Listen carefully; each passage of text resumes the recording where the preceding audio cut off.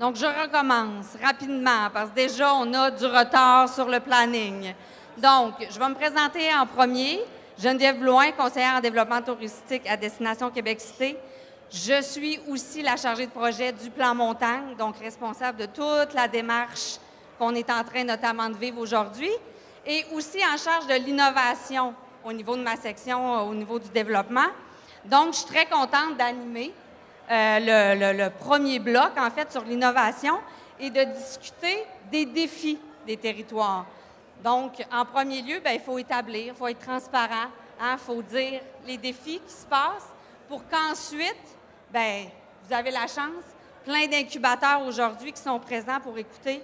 Puis, il y aura un autre panel qui va suivre pour échanger, justement, et amener des pistes de solutions.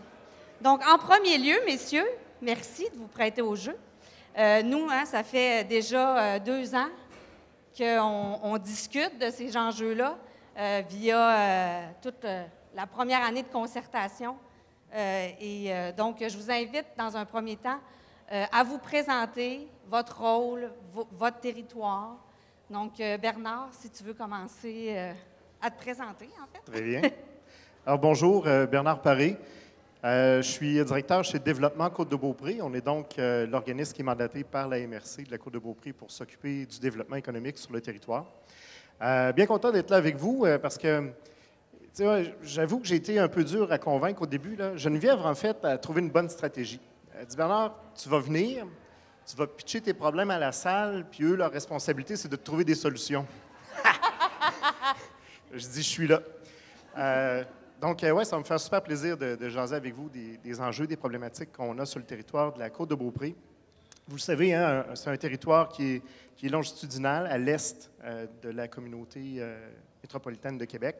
Alors, donc, de Bois-Châtel, qui est notre municipalité la plus importante, avec près de 8000 habitants, donc ça reste tout petit, jusqu'à Saint-Tite-des-Caps, à l'est, la municipalité, la deuxième plus petite, avec 1500 habitants. Et donc, au total, c'est 32 000 habitants qu'on a sur le territoire. Notre plus petite municipalité, Saint-Louis-de-Gonzague du Cap-Tourmente, 1 habitant et demi, en comptant le chien, bien sûr. Alors, ça fait un territoire qui est très diversifié, qui est beaucoup dans l'actualité aussi dans les dernières années, pour plusieurs dossiers, dont un dossier qu'on vit, puis j'ai hâte de vous en parler, puis de vous écouter là-dessus, bien sûr, qui est tout le développement de la filière éolienne. Alors, pour nous, c'est super intéressant de vivre ces enjeux-là sur notre territoire. Alors, voilà, c'est un peu qui je suis, qui on est sur la Côte-de-Beaupré. On va revenir sur les chantiers. Parfait. Là. Merci. Marc? Oui, Marc. Je suis directeur de développement économique à la MRC Jacques-Cartier. La MRC a confié son mandat de développement économique à une OBNL, qui est la SDE. Alors, je ne suis pas tout seul ici dans la salle. J'ai l'équipe de la SDA. Je vois Catherine Paradis, qui est conseillère en promotion touristique. Véronique, je ne sais pas si Alexandra, Maxime sont dans le coin, mais bon. Le territoire de la Jacques-Cartier, ça vaut à peine que vous le connaissiez parce qu'il y a quelque chose de particulier. 10 % du territoire est urbanisé. Ça veut dire qu'il y a 90 %, c'est la forêt, c'est des lacs et des rivières. Bon, tantôt, on a parlé un petit peu d'eau. Je vais en parler parce que c'est un enjeu extrêmement important. On est dans le bassin versant de la rivière Montmorency, source d'eau potable de la Ville de Québec. On est dans le bassin versant de la rivière Saint-Charles, comme vous savez, avec la prise d'eau potable de la Ville de Québec, et également dans le bassin versant de la rivière Jacques-Cartier. Donc, le développement économique, le conjugué avec la protection des milieux naturels, de l'eau potable, c'est un enjeu et un défi extrêmement important. Et on doit s'y attaquer. J'ai commencé à travailler, à l'époque, c'était le CLD. La MRC comptait 24 000 de population. On est présentement 48 000. C'est parce que tu as commencé à travailler il y a 30 ans. J'osais pas le dire. Pour plusieurs, c'est vraiment intéressant. Puis en effet, c'est intéressant de voir la population grandir. Mais vous savez, la population aussi, ça, en retour, c'est extrêmement exigeant en termes de services qu'on doit rendre et toutes les exigences de la population pour les loisirs. Les garderies sur le territoire, ça a explosé. La demande pour des écoles,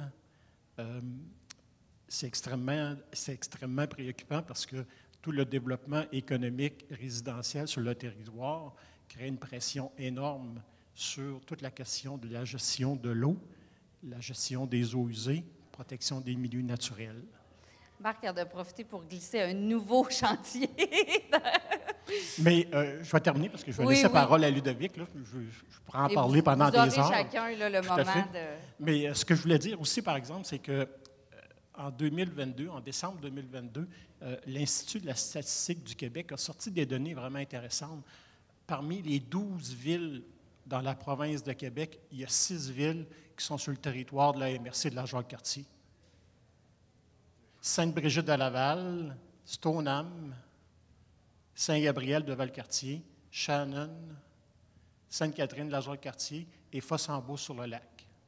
C'est quand même pas rien. Puis l'indice de vitalité économique, l'ISQ le calcule en tenant compte des revenus médians, en tenant compte du niveau de vie, donc du marché du travail, c'est-à-dire, mais aussi en tenant compte de la population, de la démographie. Alors, c'est extrêmement intéressant de constater le fait qu'on a une vitalité économique, mais ça amène son lot de défis. Je vais m'arrêter ici, puis je vais passer la parole à Ludovic. Donc, Ludovic, s'il vous plaît. Bonjour à tous. Donc, Ludovic Huygmet, agent de développement régional pour la MRC de Portneuf, en charge de tourisme Portneuf. Donc, pour répondre à la question de Geneviève, la MRC de Portneuf, c'est 18 municipalités. C'est à peu près 3700 km² et c'est aussi 57 000 habitants. 3 villes principales, Donnacona, Pont-Rouge et Saint-Raymond. Et les plus petits villages, eux, font en dessous de 400 habitants, donc Saint-Thierry et Saint-Gilbert. Comprendre la MRC de Portneuf, c'est qu'en fait, on a 4 pôles touristiques majeurs. Il y a le fleuve Saint-Laurent, la rivière Jacques-Cartier, Saint-Raymond et la vallée Bras-du-Nord, puis le corridor récréotouristique de la route verte numéro 6, qui est en fait la vélopiste Jacques-Cartier-Portneuf. Il y a une 5e zone qu'on appelle les territoires non occupés ou les grands espaces verts, ceux qui sont à découvrir et en développement durable pour les prochaines années. Je m'arrêterai là pour le positionnement, le développement de l'offre. C'est bon, parfait. On va tomber dans le vif du sujet, justement. Au préalable, on s'est rencontrés. De toute façon, comme je le disais, ça fait déjà 2 ans là, qu'on est en discussion, justement, pour faire arriver certains projets ou du moins traiter des enjeux. C'est un peu ça aussi le mandat, les objectifs des grands rassemblements. Donc, on a établi 6 grands chantiers. On va en rajouter un autre avec l'eau. Donc, 6 grands chantiers. On ne sera pas surpris de voir la mobilité, main-d'œuvre, capacité de développement et de capacité de charge, cohésion des visions touristiques, mutualisation des ressources, forfaitisation, et là, Marc a rajouté l'eau. Donc, on va faire un petit tour, en fait, chacun, on va faire 2 tours, en fait, pour traiter de tous les sujets, mais en une première tournée, en fait, 3 sujets. Donc, Bernard, tu commencerais par quoi? Mobilité. 2 minutes 30 chaque. Parfait.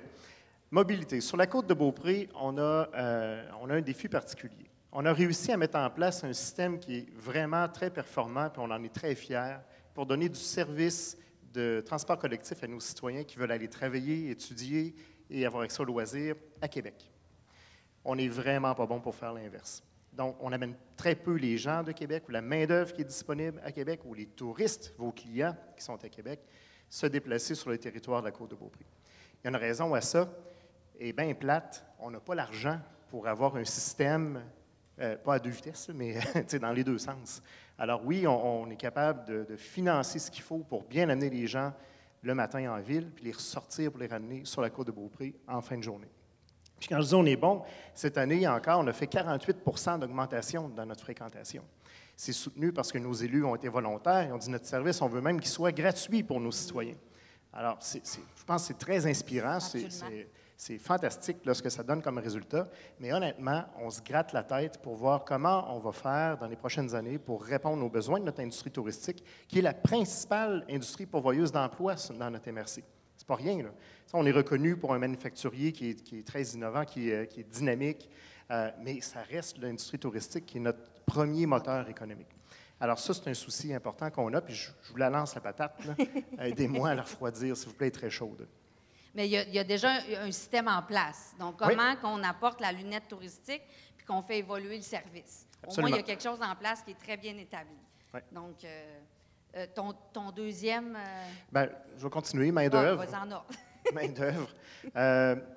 De plus en plus, puis je pense que vous en êtes tous conscients, on est capable de s'adapter dans nos milieux, dans nos entreprises, on est capable d'aller chercher une main-d'œuvre de nouveaux Québécois pour venir nous aider à travailler. Mais franchement, là, on a un défi de faire en sorte que ces gens-là, on s'occupe de leur famille, de leurs enfants. Tu as parlé des garderies tantôt, là.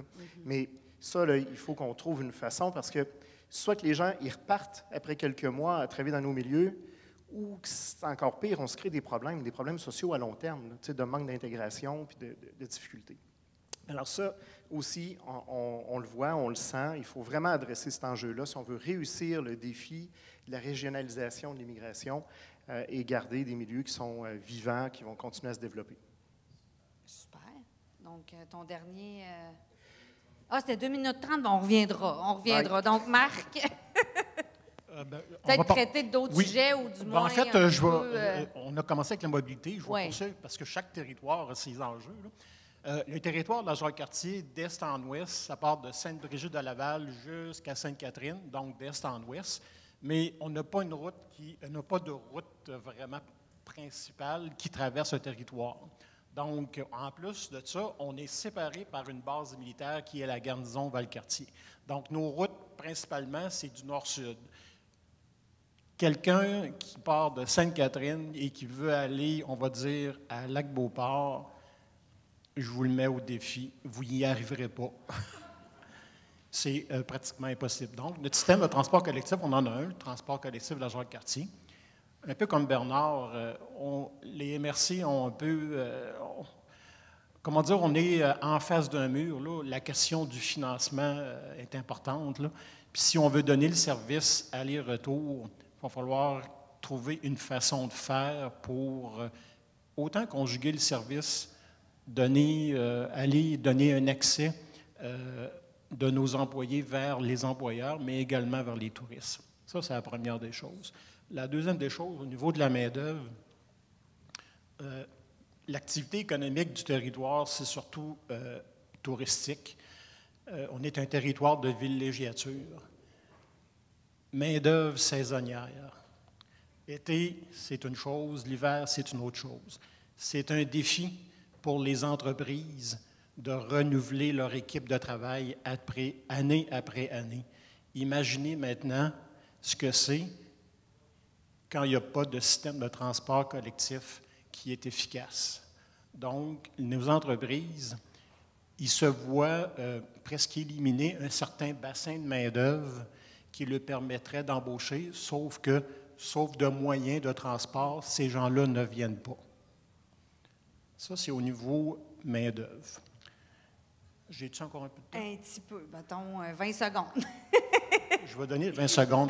D'accord. Mais en fait, c'est un défi qui est double, hein? Oui. Qui est la main-d'œuvre, mobilité, un ne va pas sans l'autre. Donc, Ludovic, pour ta part? Oui, ce sont des défis mutuels. En fait, c'est de comprendre Ségolène Gapour. Dans Portneuf, 40 des terres agricoles de la capitale nationale. Donc, vous comprenez qu'on a beaucoup d'employés saisonniers qui permettent de travailler pour les visites gourmandes, donc toute l'achat local, la chaîne des marchés publics.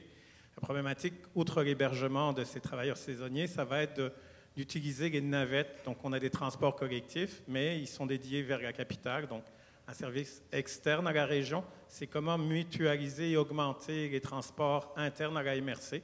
C'est comment aussi travailler ce qu'on appelle une mobilité douce. Donc, c'est tous les hubs de connexion. Lorsqu'on part d'une municipalité, c'est comment pouvoir avoir des transports complémentaires, donc du covoiturage, d'avoir des systèmes de complément par rapport aux autobus communautaires. C'est d'avoir aussi une facilité pour les touristes de faire du vélo, de la randonnée ou d'utiliser les cours d'eau. Donc, utiliser ce qui est possible pour le tourisme, mais il faut encore l'amener. Comme disaient Bernard et Marc, il y a une problématique.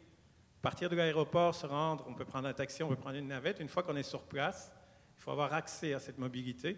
Donc là, on réfléchit, nous, on souhaite une mobilité douce, on travaille tout ce qui est randonnée, route bleue, route verte, mais il faut encore pouvoir lier toutes ces initiatives touristiques. Puis je pense, par exemple, à une chose très simple, c'est comment, si je suis avec mon vélo, comment transporter mes bagages d'un hébergement à l'autre. Donc ça, c'est toute une mutualisation, une réflexion. Un autre élément, au niveau de l'employabilité, on a parlé de mutualisation, donc on a chacun des compétences. Souvent, on peut utiliser certains employés dans 2 ou 3 entreprises, mais encore tout le modèle de gestion. Comment est-ce qu'on fait pour aider ces entreprises au niveau des ressources humaines, de la valorisation, de la pérennisation. Donc ça, c'est, je dirais, la table au quotidien des petites et moyennes entreprises de 6 employés et moins dans Port-Neuf. 65% des entreprises touristiques ont moins de 3 employés.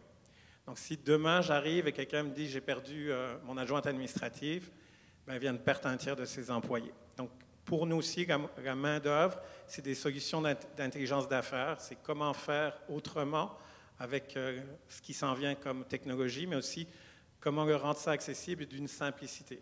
Il ne faut pas non plus que les solutions génèrent plus de temps que la nécessité en elle-même de la résolution du problème. Je reviens à ce que disait Pierre Lavoie. On a 12 mois pour réfléchir, à planifier, mais on a 1 mois pour mettre en action, parce que chaque saison touristique se succède les unes après les autres. Dernier point au niveau de la mobilité, bien, on en a déjà parlé avec Bernard et Marc, puis avec DQC, on souhaite des transports électriques au niveau, par exemple, du vélo. Encore là, comprenez que moi, j'ai 300 km de pistes cyclables, 18 municipalités. Si on dit demain que c'est le citoyen qui doit payer la facture ou trouver une solution, comment est-ce que je peux avoir un modèle de développement économique qui serve au service des loisirs puis aux visiteurs, donc une mutualisation entre partenariats publics et privés ou entre visiteurs et citoyens. Merci. Donc, on a bien couvert, je pense, les sujets de la mobilité, autant interne qu'externe, main-d'œuvre, mutualisation, se regroupe aussi avec la main-d'œuvre. Maintenant, Bernard, moi, j'aimerais t'entendre aussi sur la cohésion des visions touristiques. Oui, ça, c'est un vrai défi chez nous. Ce qu'on voit, c'est que grâce à votre présence, l'industrie touristique, là, on devient un territoire toujours plus attractif. Les gens, ils veulent venir habiter chez nous, dans les MRC, parce que c'est le fun, tu sais. Ils peuvent faire du vélo, ils peuvent faire du ski, tout est là. Donc, on offre un cadre de vie qui est fantastique, les gens, ils recherchent ça. Ce qui arrive, par exemple, assez rapidement, quand on commence à accueillir ces gens-là enthousiastes qui viennent habiter chez nous, bien, c'est que ces gens-là, ils habitent, je veux dire, ils achètent une idée de notre territoire aussi. Puis là, tout à coup, quand ils se rendent compte qu'un kilomètre plus loin, bien, il y a une nouvelle rue qui ouvre parce qu'il y a d'autres semblables, tu sais, qui s'en viennent, qui cherchent ça, bien là, tout d'un coup, ils aiment moins ça, puis ils se ramassent au conseil municipal, puis ils disent qu'est-ce que c'est faire qu'il y a une rue qui rouvre là, tu sais. Et là, même ça, on vit ça, même si la planification, les schémas d'urbanisme, tu sais, ça date de 10-15 ans là, que c'est planifié, puis c'est vu comme ça. Alors, ça, c'est un défi. C'est un défi pour nous, gestionnaires du territoire, mais c'est vraiment un défi pour vous, opérateurs de l'industrie touristique aussi, pour s'assurer qu'on conserve l'équilibre entre l'attractivité, la disponibilité des clients. Oui, les touristes qui viennent de l'extérieur, mais les locaux aussi qui consomment vos activités. Alors, il y a tout un jeu d'équilibre à imaginer dans le quotidien et à faire vivre. Et ça, il faut qu'on réussisse à faire ça ensemble, si on veut être sûr que les entreprises restent performantes, rentables, puis que nos territoires restent attractifs aussi. Alors, c'est vraiment un défi qu'on partage, je pense, comme industrie, comme planificateur du territoire, là, et je voulais l'adresser. Absolument. On parle d'acceptabilité sociale. Hein? Comment même capacité de développement, capacité de charge, la cohésion, autant au niveau des résidents que le touriste. Donc ça, c'est une préoccupation. Hein? C'est des objectifs aussi du plan montagne, de travailler avec l'ensemble des écosystèmes, faire en sorte qu'on développe des projets durables et qui répondent aux besoins des collectivités, mais des touristes. Fait que ça, c'est clair que c'est un enjeu, puis même dans la Jacques-Cartier, en fait, dans l'ensemble des territoires. Donc, un véritable enjeu. Tu peux élaborer, oui? Oh, ouais. En fait, je rejoins un peu ce que Bernard vient de dire, là. Il y a comme une incohésion entre les visions de développement des promoteurs et d'un autre côté, le revers de la médaille, les schémas d'aménagement des MRC.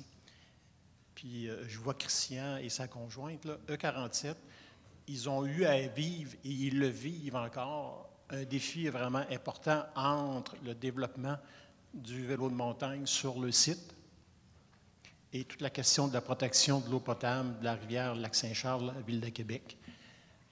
Je sais que ce n'est pas facile, mais quand on dit la cohésion des visions, il veut. Nous autres, on dit attends un peu. Ben oui. Alors, ça, c'est un défi. Puis là, je donne l'exemple de E47, là, mais il y en a bien d'autres. Mais encore là, tantôt, je parlais de la gestion de l'eau potable. Ouais. C'est pour ça que je l'ai intégré à l'équation, parce qu'il va falloir en tenir compte, on n'aura pas le choix. Ludovic, toi, je t'amènerais un petit peu vers la forfaitisation. Je pense que c'est un sujet qui t'anime.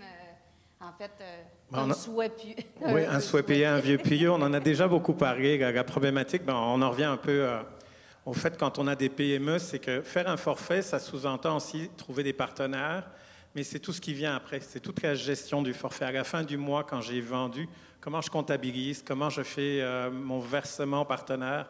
Donc, actuellement, des petites entreprises qui pourraient forfaitiser avec d'autres, le problème, c'est qu'il faut un porteur de dossier, puis en pénurie de main-d'œuvre, en mutualisation, en changement saisonnier rapide, c'est difficile d'avoir une personne dédiée pour un forfait. Donc, c'est difficile d'avoir pour les petites entreprises quelqu'un qui va être le porteur des forfaits pour 4, 5 ou 6 entreprises dans un village ou une communauté. Donc, si on prend un exemple simple, on pourrait avoir un forfait vélo de montagne, route bleue en canot-kayak, puis une aire de camping, mais qui va porter ce forfait-là? Qui va faire la reddition de compte? Qui va l'afficher? Donc, c'est toute la thématique, c'est ce qui nous est adressé. Nous, en tant qu'MRC, on accompagne, mais on n'est pas des forfaitisateurs. Donc, même si on met en relation avec l'industrie touristique, lorsqu'on arrive pour des voyages fit, donc 12 visiteurs et moins, c'est la responsabilité de l'entrepreneur. Mais souvent, on se fait demander de l'aide. Donc, ça, c'est une dynamique. Pour revenir à ce que disait Marc aussi, la planification, en faisant, on faisait des schémas 5 ans, 10 ans, 15 ans. Au niveau touristique, ça change tellement vite que l'accessibilité sociale, quelque chose qui est tendance, dans 2 ans, peut être dépassé. Nous, on a un mandat de tracer une vision sur 15 ou 20 ans, et parfois, on doit dire non. Ce n'est pas parce qu'on a choisi de dire non, c'est parce qu'on doit prendre en compte la conservation, le développement économique, on doit prendre le schéma pour les terres agricoles, pour les milieux forestiers, les milieux hydriques.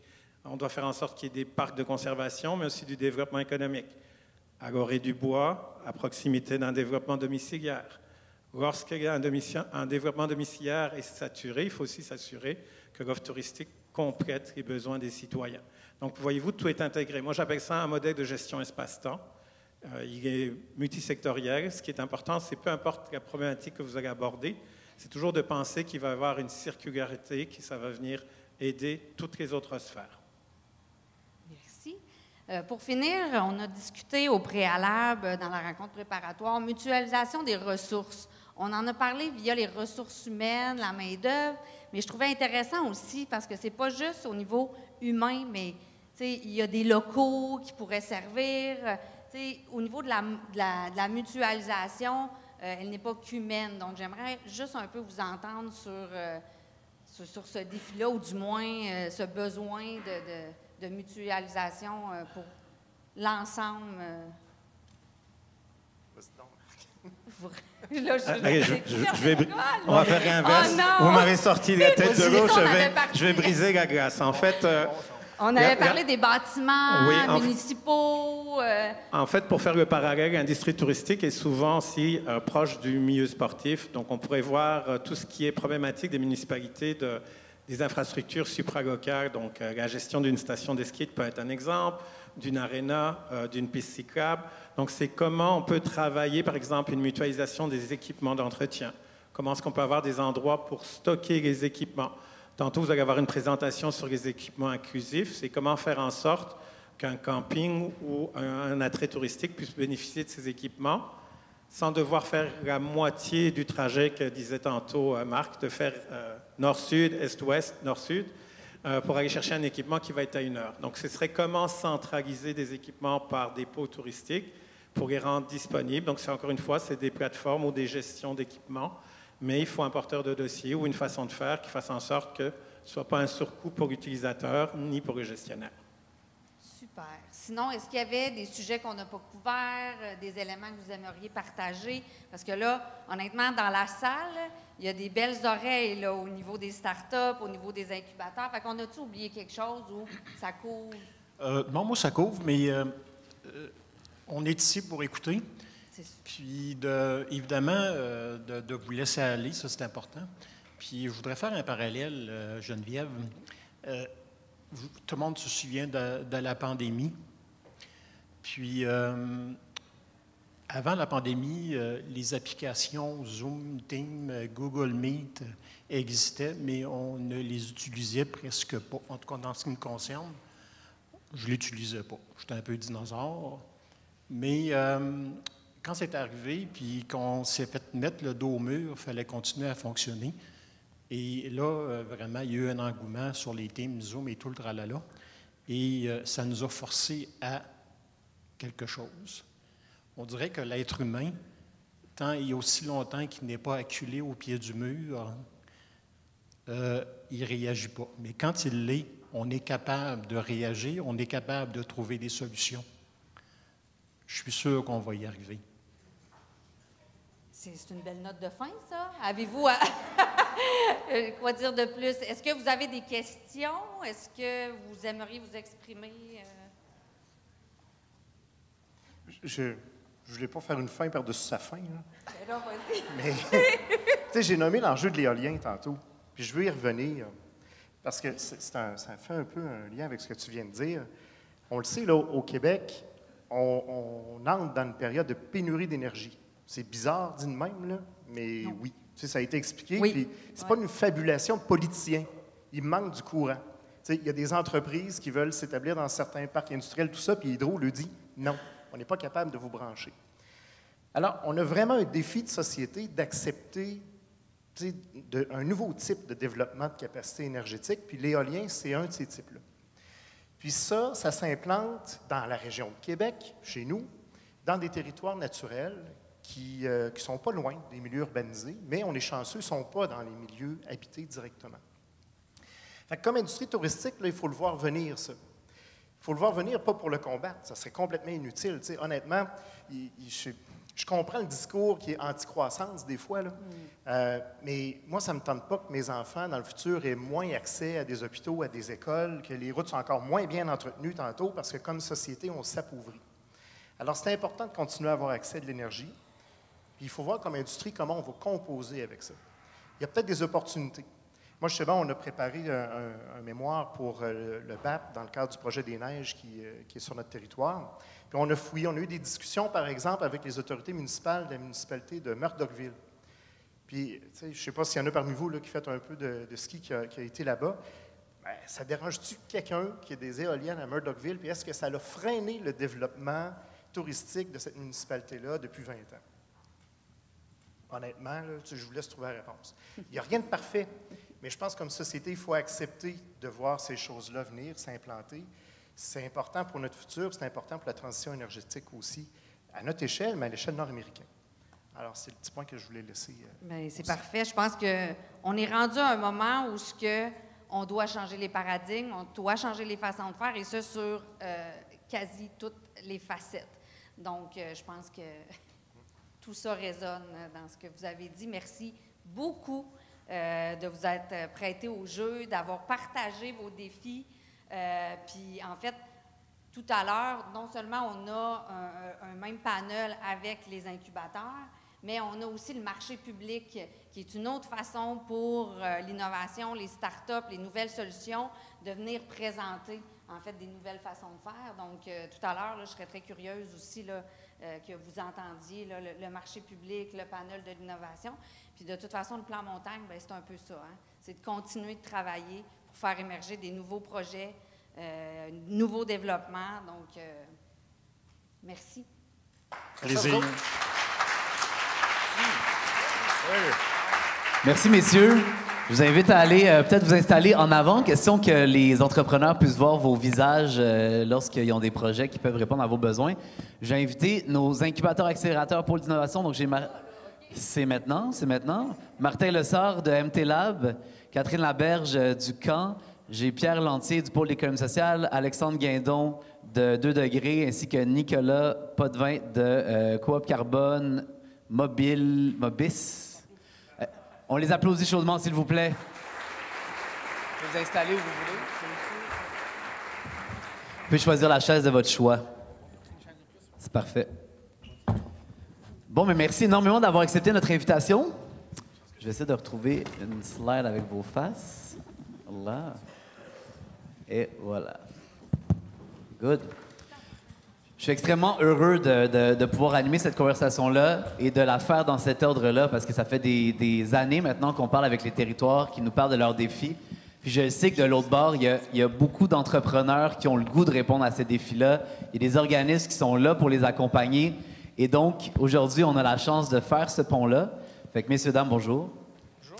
On va commencer par prendre un moment pour se présenter. Donc, je vous invite à vous présenter votre nom, votre organisation, puis peut-être un peu la posture de votre organisation dans l'écosystème. On va commencer ici. Pierre, à toi. Alors, bonjour à tout le monde. Pierre Lantier, conseiller en développement territorial pour le pôle des entreprises d'économie sociale de la région de la Capitale-Nationale, communément appelé le pôle CN. Alors, ce que l'on fait, nous, on a plusieurs chapeaux, mais c'est principalement faire la sensibilisation à l'économie sociale, c'est de faire la promotion, l'éducation, mais c'est aussi de favoriser l'émergence de projets à impact sociaux dans les communautés. Donc, on travaille principalement avec des incubateurs également pour promouvoir l'intelligence collective pour répondre aux enjeux des collectivités. Merci beaucoup. Martin? Martin Lessard, directeur général du MT Lab. Le MT Lab est un incubateur accélérateur en tourisme, culture et divertissement. On a des bureaux à Montréal aussi et à Québec. Et à Québec, plus particulièrement, on a un pôle d'innovation en tourisme durable. Notre rôle, nous, c'est de favoriser l'adéquation au marché d'innovation qui peuvent rentrer en tourisme. Donc, nous, on est dans l'écosystème une partie où on permet aux gens de trouver leur fit to market, leur adéquation au marché pour trouver des futurs clients. Merci, Nicolas. Nicolas Potvin, directeur de développement et communication à Coop Carbone. Je vous préviens, mon pitch elevator, il est très mauvais. On fait tellement de choses chez Coop Carbone. Faut nous voir, nous, on est une quarantaine d'experts répartis à Québec, principalement Québec, Montréal. On fait des projets de décarbonation. Il faut nous voir comme un lab d'innovation qui utilise le Québec comme terrain d'expérimentation pour influencer à la fois les entrepreneurs, le gouvernement et l'international, parce que c'est un enjeu mondial. On s'attaque à 4 grands secteurs. On a une équipe qui travaille sur l'industrie, on fait de la décarbonation au marché du carbone. On a une équipe qui travaille sur l'énergie, on gère des usines en biométhanisation, on fait des projets de captation carbone. Une équipe également en bâtiment. Depuis janvier, on a acquis une équipe bâtiment pour justement faire de l'éco-conception, de la modélisation énergétique, et une équipe mobilité qui attaque l'enjeu de la mobilité avec un service d'accélération. Je vois des gens de la FabMob également, l'enjeu de la gouvernance des données numériques et beaucoup le transport de marchandises. Depuis 5 ans, on a décidé de connecter l'univers des entreprises à l'innovation pure et dure. Donc, on gère un accélérateur d'entreprise qui s'appelle Mobis, spécialisé en mobilité durable. Merci, Nicolas. Catherine. Bonjour, Catherine Laberge, directrice stratégie opération pour le CAN. Le CAN, on est un accélérateur d'entreprises tech. On accompagne des entreprises de tout stade, mais on se concentre vraiment sur la commercialisation et la croissance. On a une majorité de nos entreprises qui proviennent de la Capitale-Nationale, mais on est ouvert pour tout le Québec. On fait partie d'un des plus grands accélérateurs au Québec, donc c'est environ 150 entreprises annuellement qui sont dans nos programmes. Puis, on est bien content d'être ici aujourd'hui. On est content que tu sois là, merci. Alexandre. Oui, bonjour tout le monde, Alexandre Guindon, directeur général, cofondateur de 2 degrés. 2 degrés, c'est un incubateur en technologie propre. On est basé à Québec aussi. On travaille partout au Québec avec des startups qui développent des innovations environnementales dans principalement 3 créneaux. Donc, l'eau, l'énergie et les matières résiduelles. Les startups peuvent, pour le moment, c'est beaucoup des sociétés par action, mais peuvent vraiment être issues de différents modèles de gouvernance. Donc, ça peut être vraiment des OBNL, ça peut être aussi des coopératives. On veut inciter, on veut favoriser, on veut stimuler ça. C'est pas toujours facile, mais on souhaite y travailler. Ça, c'est un élément quand même important. Puis, on travaille à travers 3 axes d'intervention différents. Là. Donc, des programmes d'incubation, des programmes d'innovation. Donc, on part vraiment à ce moment-là plus en mode pull, si je peux me permettre l'anglicisme. On parle de problématiques, d'enjeux industriels, d'enjeux thématiques qui regroupent différentes parties prenantes. liés à la décarbonation pour stimuler l'entrepreneuriat. Et finalement, dernier axe, c'est plus des projets collaboratifs qui rassemblent vraiment une diversité de partenaires. Je pourrais en parler plus en détail, mais une diversité de partenaires là, qui font face à un défi ou à un objectif environnemental qui est commun. Donc, exemple, un projet actuel qui est lié au recyclage de l'eau, qui regroupe autant des musées que des usines de recyclage d'eau, que des incubateurs, que des villes. Donc, pour donner un exemple. Donc, voilà. Vous avez entendu les territoires, messieurs là, qui représentaient les territoires plutôt, leurs défis. On a parlé de la mobilité, évidemment, de la main-d'œuvre, de l'eau. On a parlé de mutualisation, de forfaitisation. Évidemment, ça, c'est celle qui. Il y a comme un feedback, j'essaie de pas. Ça, c'est celle qu'on a entendue, mais il y avait évidemment d'autres sujets qu'on avait adressés, mais il fallait qu'on en choisisse. Vous, votre perspective comme incubateur, comme accompagnateur d'entreprise, c'est quoi? Est-ce qu'il y a des choses que vous avez dit, bien, nous autres, évidemment, on peut s'impliquer de telle manière. Le but de la conversation, c'est un peu de venir ouvrir le hood de vos organisations pour comprendre de quelle manière vous pouvez vous impliquer dans cet écosystème-là, de quelle manière les entreprises peuvent passer à travers vous pour s'impliquer, mais aussi de quelle manière on peut créer des collaborations entre les territoires, les entreprises, les incubateurs, pour qu'ultimement, on adresse le défi de développer un écosystème touristique responsable et durable, 4 saisons, nature, de calibre international. Qui veut commencer, Alex? Je peux peut-être me lancer sur celle-là puis ouvrir la porte pour... je pense qu'on est des organisations qui se ressemblent sur beaucoup de choses. On a un écosystème qui est très collaboratif. Puis il y a un point là-dedans sur lequel j'aimerais mettre l'emphase, c'est la collaboration. Les incubateurs, justement, on accompagne, oui, des startups. Le pôle, ça accompagne des entreprises, des startups et ainsi de suite également. Mais à la base, avant d'être une startup, on accompagne des projets. Et puis moi, j'aime bien représenter un incubateur aussi. Quand je parle, mettons, à mes grands-parents, à mes parents, je parle d'un incubateur comme un incubateur à bébé. Tu mets le bébé dans l'incubateur, tu le plugues, c'est qu'est-ce qu'il y a besoin pour grandir et réussir. Parce que j'aime dire, la parallèle que j'aime faire avec ça, c'est que en lien avec nos thématiques, en lien avec les secteurs qu'on priorise, on veut être une courroie d'accélération, une courroie de développement, une plateforme qui facilite le développement, la réussite, la mutualisation, puis l'avancement de projets, justement, collectifs. Et puis ces projets-là se concrétisent via des startups et via différents programmes, via différentes collaborations qui se mettent en œuvre dans nos organisations. On touche des verticales qui sont différentes dans l'innovation au Québec, mais je pense qu'une des grandes forces d'un incubateur, c'est justement le cas de dire tu as un projet, tu as une idée, que ce soit une start-up ou quoi que ce soit d'autre, on est capable de jouer un rôle et de vous aider là-dedans. Le focus est surtout sur des start-up, mais ne pas négliger l'expérience, l'expertise et surtout l'importance de la collaboration dans notre écosystème. Je rajouterais là-dessus. Nicolas. Mais parce que pour poursuivre la collaboration, je pousserais vers vous. Ne restez pas tout seul à démarrer un projet. Toutes les compagnies qui passent par un incubateur ont un taux de succès beaucoup plus grand parce qu'ils reçoivent un conseil à chacune des étapes de la vie d'une compagnie. Si vous allez au camp, vous allez être formé au niveau du plan d'affaires, des idées qui peuvent sortir de conseils d'experts. Dans notre cas, nous, c'est trouver le premier client avec nos grands partenaires ou avec des acteurs de l'écosystème et ensuite aller peut-être se faire financer. Mais comprendre que si nous, on collabore, c'est parce que c'est pour vous aider à ne pas rester tout seul. Nicolas, Pierre. En fait, moi, l'innovation en termes d'accompagnement, ça passe par le décloisonnement. Le décloisonnement des structures d'accompagnement. Pourquoi? Parce que vous n'êtes pas sans savoir qu'il y en a plusieurs, des structures d'accompagnement. Nous, on a l'avantage quand même de tous se connaître, d'avoir un écosystème assez tissé serré ici dans la région. Ce qui veut dire que quand tu travailles chez nous, tu travailles avec tout le monde.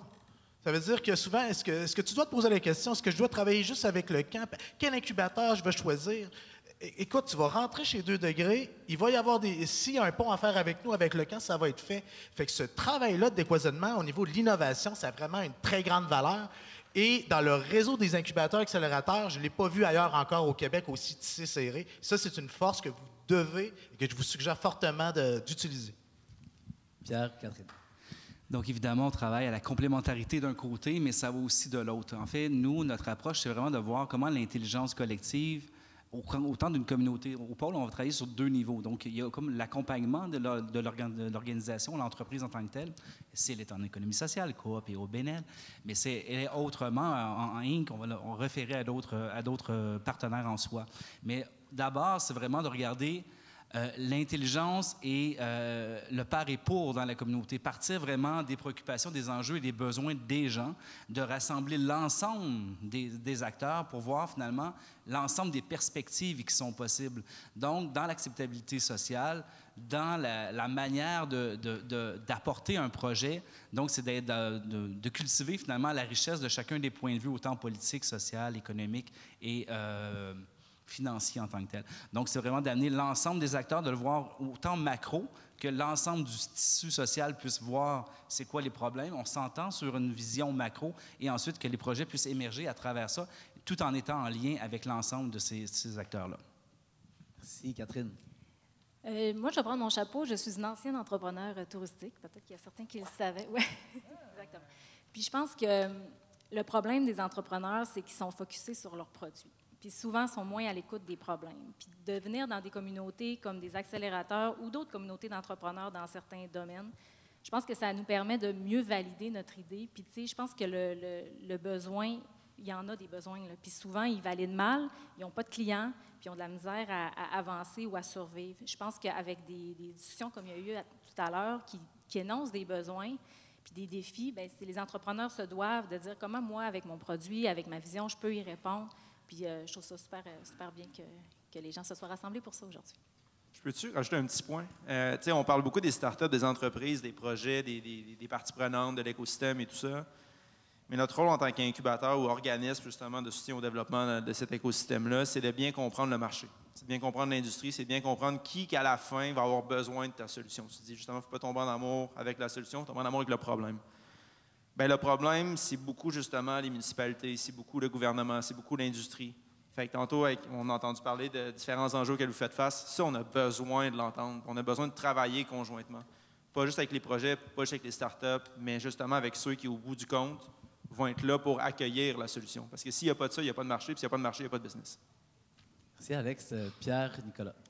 Ben, en fait, je veux juste faire du pouce pour terminer un peu l'idée. Je trouve ça intéressant parce que moi, je me considère comme un facilitateur. Puis le côté macro dont je parlais, nous, on travaille directement avec les MRC, on travaille directement avec les maires des municipalités, on travaille directement avec les instances de financement. Et si tout le monde est vraiment comme prêt à recevoir, il y a une sensibilisation énorme à faire. Donc, nous, on travaille sur les deux niveaux. Et puis, je pense que c'est ça qui est important, c'est d'avoir ton projet comme dans un ensemble un peu plus grand que juste comme la proposition en tant que telle.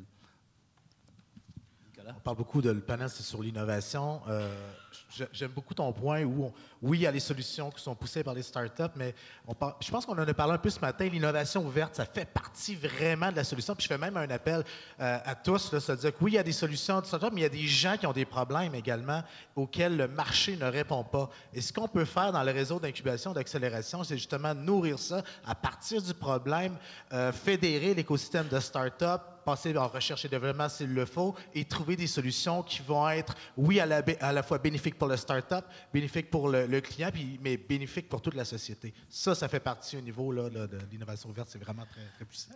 Pour poursuivre sur l'innovation verte, qui est quand même un terme qu'on ne connaît pas toujours, mais c'est l'innovation fermée, ce serait l'opposé, mais ce n'est pas vraiment fermé. C'est quand une entreprise ou une MRC travaille elle-même sur elle-même pour trouver l'innovation. C'est juste plus lourd, plus difficile, c'est juste plus long parce que ça prend beaucoup d'énergie. Quand on est en groupe, comme nous, on est en groupe aussi, quand on est ouvert, les partenaires, les acteurs qui travaillent ensemble, bien, ils peuvent profiter des solutions des autres aussi. Dans notre cas du MT Lab, on a 14 partenaires qui partagent leurs besoins, mais quand un partenaire trouve une des solutions, bien, il le partage aux 15 autres au fond. Ça veut dire que quand elle travaille avec une start-up, elle travaille avec 15 autres start-up. Donc, dans notre cas à nous, cette idée d'innovation ouverte, et puis je crois que c'est la même chose pour vous, c'est travailler de manière ouverte, c'est la manière d'être dans l'écosystème. Et de ne pas avoir peur de... Tu sais, on n'est plus à l'idée de dire « j'ai mon projet, je le cache pour moi ». Et tu sais, je vais tellement innover que finalement, ça va être extraordinaire comme résultat. Tu sais, je pense que c'est vraiment l'être humain qui fait un projet. C'est le leadership, c'est la couleur de la personne. En fait, l'idée du projet, elle est sûrement multipliée 8 fois, 100 fois dans le monde. Après, c'est vraiment de partager son idée, tu sais, de la communiquer et de voir la rétroaction que ça peut avoir, d'où le fruit de l'intelligence collective. Et donc, de voir la complémentarité aussi qui est possible. Donc, un projet peut avoir finalement 2 ou 3 porteurs de projet et donc avoir quelque chose qui va devenir plus holistique comme approche et peut-être plus périn également. Puis je te passe la parole rapidement, mais je tiens juste à souligner, j'aime ça où est-ce qu'on est rendu. Puis Martin, j'aimerais ça quand même là, tu parles de 15 partenaires, mais c'est quand même important qu'éventuellement tu les nommes. La CEPAC, Areo. Vas-y donc, juste drop-les d'une shot. Là. Très rapidement, c'est juste parce que nous, on est un peu comme vous, on est très, très concret. Dans notre cas, à nous, c'est l'adéquation avec des gens qui vont donner une idée de c'est quoi les besoins. L'aéroport de Montréal, Air Canada, Tourisme Montréal, le Destination Québec Cité, la CEPAC, le Musée de la civilisation, Tourisme Mauricie, Trois-Rivières, là, je pense, je suis en train d'oublier, l'Auto-Québec aussi. Chacun a des besoins qui sont à la fois différents et complémentaires. Chacun a une petite couleur qui, ensemble, donne une couleur qu'on appelle, nous, le tourisme. Parce que souvent, on peut dire, mais moi, je ne fais pas de l'hôtellerie nécessairement, mais le tourisme est beaucoup plus vaste. Et quand on rentre dans le détail, d'ailleurs, à Québec, en septembre, on va revenir avec plusieurs partenaires, où on va, avec le port de Québec, que je n'ai pas mentionné aussi, on va revenir pour dire, mais ces partenaires-là vont partager leurs besoins. Donc, ensemble, ça va déjà donner une autre idée. Au fond, c'est de suivre les activités qui se passent un peu partout dans nos organismes, et qui permet pour vous d'écouter, d'être à l'écoute des besoins qui sont exprimés, comme tu disais. Puis je pense que vous avez un rôle de médiateur culturel entre des industries. On sait en ce moment, l'écosystème start-up est rendu à une époque où est-ce que l'excubation, les grandes entreprises ont le goût de travailler avec des start-up, mais ce n'est pas le même discours, ce n'est pas le même rythme. Et c'est là que les incubateurs, avec des projets corporatifs comme le MT Lab, 2 degrés, vous en avez également, le camp, vous en avez, pas mal sûr que vous autres en avez aussi. Je pense que ce qui est intéressant de comprendre, c'est que pour une entreprise qui veut comprendre des opportunités d'affaires, la job des incubateurs accélérateurs, c'est de vous donner les codes, puis même vous organiser des meetings avec certains grands partenaires, justement pour essayer de comprendre quels sont les arguments, de quelle manière entrer en relation. Puis, évidemment, je sais que Coop Carbone, vous avez des liens avec les territoires. Dans le développement régional, à cause de la mobilité, entre autres, c'est la même chose avec le pôle d'économie sociale. Ça, moi, je pense que la communauté Montagne et Nature est designée autour de ça parce que, justement, souvent, c'est juste une question de ne pas connaître les bonnes personnes ou de ne pas savoir comment rentrer en relation. Mais à la fin, les entrepreneurs, les organismes, les territoires, les grandes entreprises veulent la même chose. Ils veulent répondre aux besoins des communautés. Puis pour ça, il faut les entendre. Puis des fois, moi, j'ai une partie de la réponse, puis l'autre, il y a une partie de la réponse. Puis ce qui est le fun dans ce panel-là, c'est qu'on parle de toutes les industries, on parle d'économie sociale. Pour ceux qui ont, parce que tu l'as dit rapidement, mais le pôle d'économie sociale, c'est OBNL coopérative.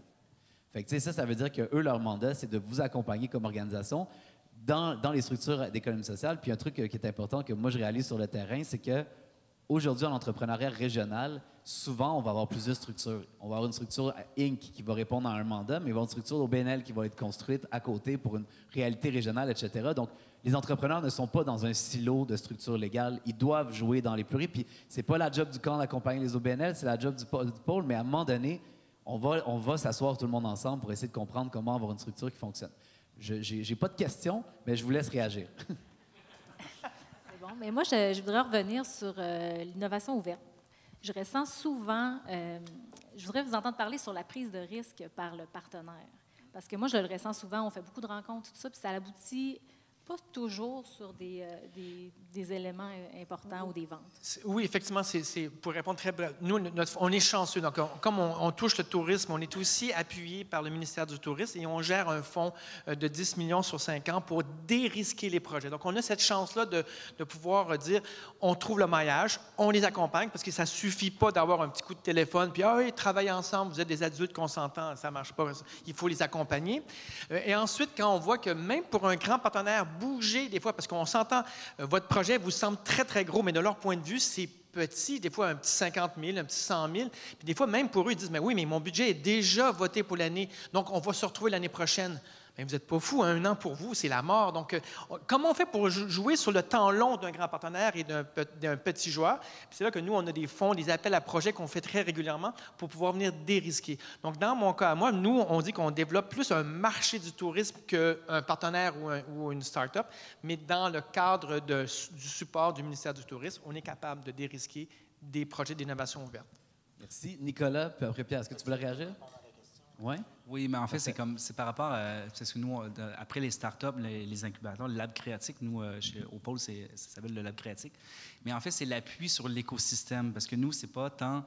C'est d'assurer un suivi et de partenaires, parce que le niveau de tissu partenarial au niveau de l'économie sociale, mais aussi de l'accompagnement en entreprise est super important. Développement Côte-de-Beaupré, la MRC de Portneuf, la MRC de Charlevoix avec lesquels on travaille, et assure vraiment un suivi directement, autant au niveau des MRC, mais aussi des autres acteurs, Microcrédit Charlevoix, etc. Il y a d'autres acteurs financiers, mais c'est vraiment d'assurer un suivi humain et pas de laisser l'espèce de trou après, de dire « Ah oui, j'ai eu mon idée, c'est extraordinaire, je t'accompagne, puis ensuite, vers qui je me retourne? » Donc, c'est d'assurer un suivi suite aux startups pour dire « Bien, c'est pas terminé. Après, on n'a pas un fonds de 10 millions encore, mais ça s'en vient. » Et puis... Je vous propose juste question, un dernier tour. Fait que vous avez, disons, 1 minute avec un mot de la fin. Dites ce que vous voulez. Peut-être juste sur le point de l'innovation ouverte, parce que je trouve ça super important. Je sais que Nick, tu avais un point à apporter aussi, mais je trouve ta question, Catherine, est fort pertinente. Nous, on a fait avec le Port de Québec dernièrement, un programme d'innovation ouverte. Et deux éléments là-dedans que je trouve important à mentionner, c'est, puis Martin t'en a parlé tantôt, puis on a tous parlé aussi, c'est la collaboration.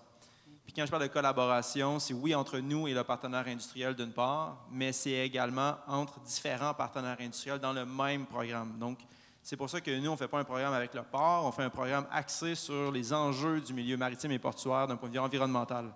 L'avantage de ça, c'est qu'ils viennent se dérisquer eux-mêmes. Fait que le Port de Québec est capable de mobiliser, on est dans cette réflexion-là en ce moment, entre autres, d'autres partenaires du milieu portuaire plutôt que seulement eux. Fait que la même innovation qui se développe, le coût, il y a une économie d'échelle, le risque, on s'entend qu'également, mais surtout l'impact potentiel peut être multiplié de manière assez importante par la suite. Fait que ça, c'est un élément que je trouve très important là-dedans. Le dernier point, c'est aussi d'un point de vue de le type de solution qu'on va développer, le type de solution qu'on recherche. Nous, on a décidé de rester plus large que précis. L'innovation ouverte peut se faire vraiment en mode mariage, un enjeu très précis, solution très précise, on fait un matchmaking, puis let's go. Nous, on s'est dit, restons un peu plus large, allons-en en mode accompagnement, plus que seulement trouver une solution dans 3 mois. Donc, on cherche, par exemple, mieux gérer nos eaux usées. Bon, il y a une panoplie de solutions qu'on n'aurait même pas pensé qui pourraient arriver. Donc, on se permet de croire qu'on peut faire différemment.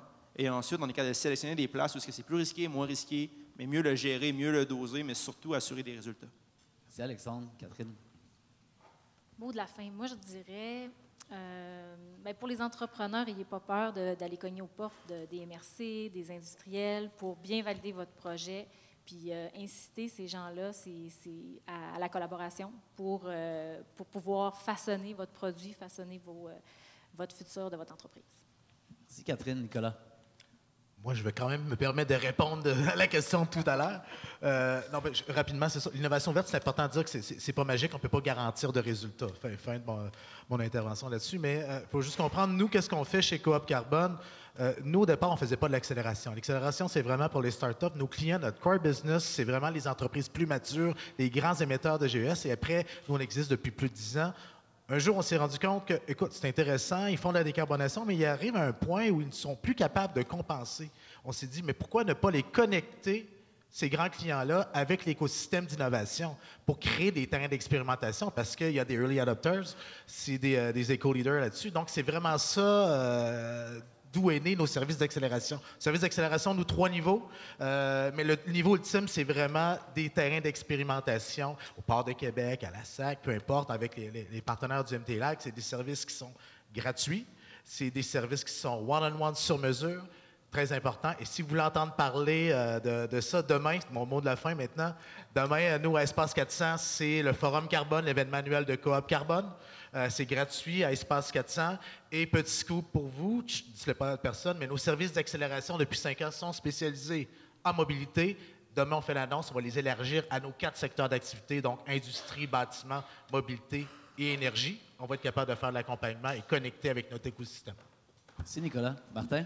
Très brièvement encore, encore là, pour montrer la complémentarité, c'est qu'effectivement, on peut voir que les 2 incubateurs au bout vont trouver des bons projets, vont quelque part façonner des bons entrepreneurs, puis qu'effectivement, nous, quand ils viennent chez nous, on va dire, mais qu'est-ce qu'ils vont faire de plus? Bien, nous, on va les rendre des bons entrepreneurs en tourisme pour amener leurs solutions sur le marché.